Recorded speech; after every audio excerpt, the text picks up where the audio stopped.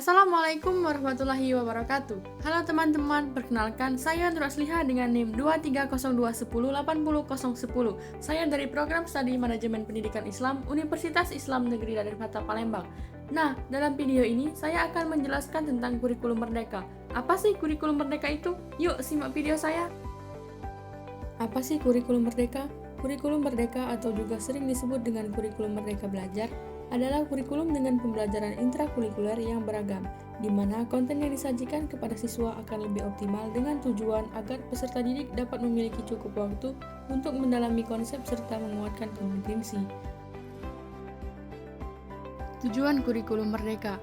Ada beberapa tujuan yang ingin dicapai pemerintah melalui penerapan kurikulum merdeka, di antaranya yaitu 1. Membuat sekolah dan pemerintah daerah memiliki otoritas untuk mengelola sendiri pendidikan yang sesuai dengan kondisi di daerahnya masing-masing. Contohnya dengan memberikan kewenangan kepada sekolah dan pemerintah daerah untuk menentukan kurikulum yang sesuai dengan kebutuhan lokal, serta mengelola anggaran pendidikan secara mandiri berdasarkan karakteristik dan tantangan unik di wilayah mereka. Yang kedua, ada membentuk sumber daya manusia yang berkualitas unggul dan berdaya saing tinggi.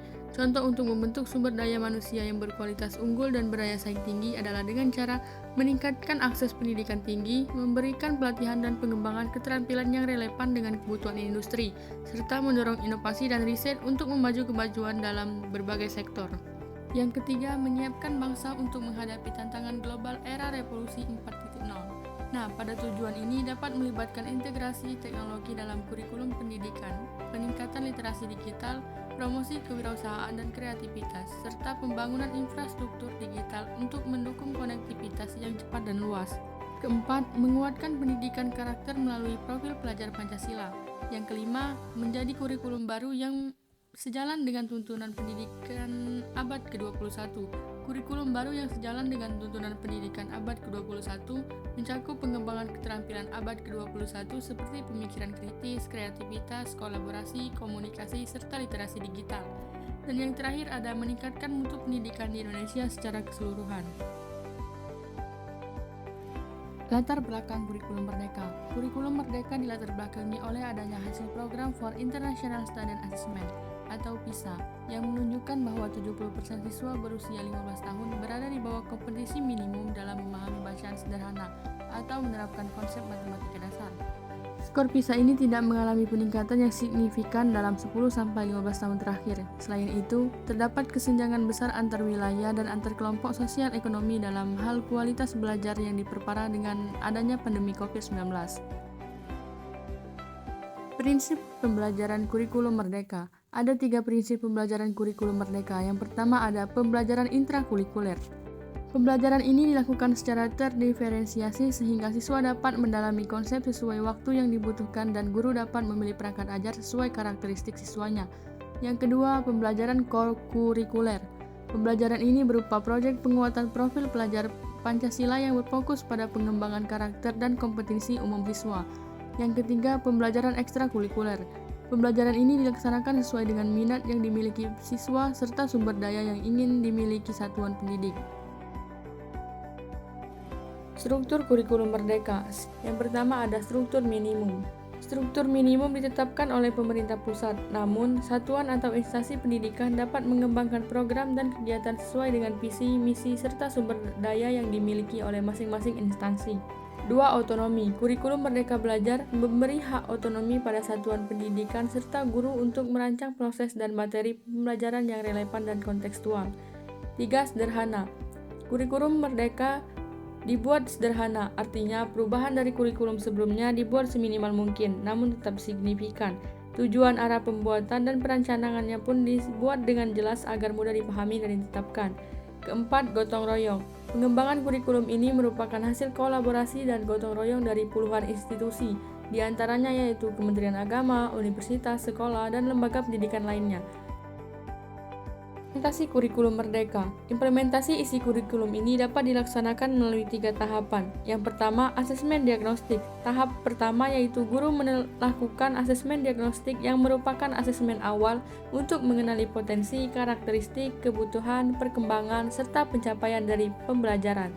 Asesmen ini umumnya dilaksanakan pada awal tahun pembelajaran. Kemudian hasil asesmen akan digunakan sebagai dasar dalam menentukan perencanaan yang lebih lanjut. Tahap kedua, perencanaan. Guru menyusun perencanaan mengenai proses pembelajaran yang akan dilakukan selama periode tahun ajar sesuai dengan hasil asesmen diagnostik. Selain itu, guru juga bisa mengelompokkan siswa berdasarkan tingkat kemampuan mereka supaya pembelajaran dapat lebih tepat sasaran. Yang ketiga, pembelajaran. Setelah dilakukan asesmen dan perencanaan, maka tahap terakhir yaitu pembelajaran.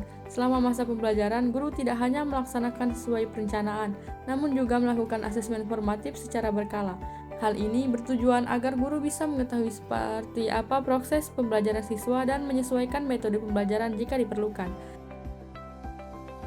Penerapan kurikulum Merdeka Belajar SD yakni sebagai berikut. Yang pertama, bahasa Indonesia. Pembelajaran dalam bahasa Indonesia perlu menerapkan literasi yang sesuai dengan konteks budaya dan sosial di Indonesia.